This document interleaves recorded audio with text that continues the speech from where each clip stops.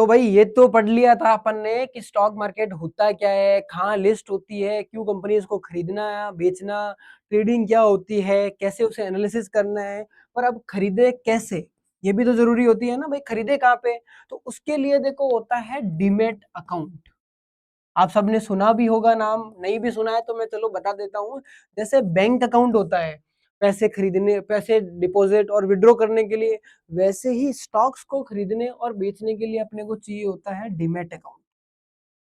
अब इसके अंदर कुछ लोग ये भी बोलेंगे कि डीमैट और ट्रेडिंग अकाउंट दो अलग अलग चीजें होती है, बट सेम तो कहीं ना कहीं वो सिमिलर होगी। जैसे डीमैट क्या हो गया, वहां पे अपन जो भी स्टॉक्स खरीदा उसको होल्ड कर लिया अपन ने। आप ऐसे समझो कि डीमैट क्या है, एक वॉलेट है जहां पे आप खरीद खरीद के अपने शेयर्स रखते हो। ठीक है, वहीं ट्रेडिंग अकाउंट क्या है, जहां पे आप ट्रेड्स करते हो उन स्टॉक्स में, खरीदते बेचते लेन देन करते हो वहां पे।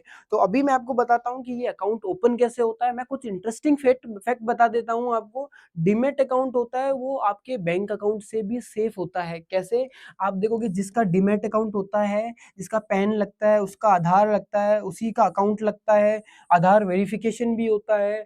तो ये सारा सब कुछ मैं आपको अभी नेक्स्ट क्लिप में बताऊंगा कि आप कैसे डीमैट अकाउंट ओपन। तो चलो मैं एक इंटरेस्टिंग फैक्ट बता देता हूँ। जो डीमैट अकाउंट होता है वो अपने बैंक अकाउंट से भी सेफ होता है।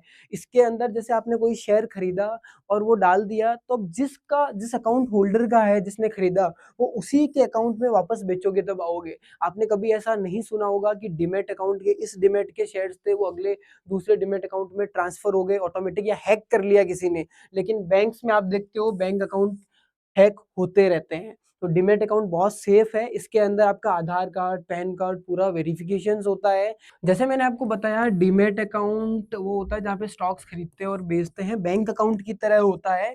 जैसे बैंक्स भी खूब होती होगी, देखिए जैसे एचडीएफसी बैंक हो गई, आईसीआईसीआई बैंक हो गई, एसबीआई बैंक हो गई। तो किसी का कहीं अकाउंट है, किसी का कहीं अकाउंट है, ये डिपेंड क्यों करता है, ये सर्विस पे डिपेंड करता है।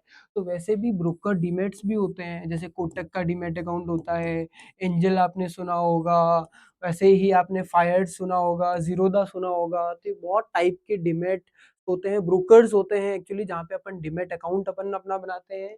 तो होता क्या है, जैसे कोई भी रिटेलर है वो एक ब्रोकर के पास ऑर्डर डालता है, और वो ब्रोकर है वो एनएससी बीएससी पे ऑर्डर डालता है। तो एनएससी एक वो हो गया एक्सचेंज, और ये यहाँ पे सेम मान लो कोई रिटेलर है, उसने भी ब्रोकर पे ऑर्डर डाला, इसने खरीदा, इसने बेचने का ऑर्डर डाला। तो ब्रोकर्स भी उस मीडिएटर का काम करता है, जो अपना सौदा होता है वो एनएससी बीएससी के पास पहुंचाता है। तो चलो मैं नेक्स्ट वीडियो में आपको बताऊंगा कि आप डीमैट अकाउंट ओपन कैसे कर सकते हो और बेस्ट कौन सा है। तो मिलते हैं।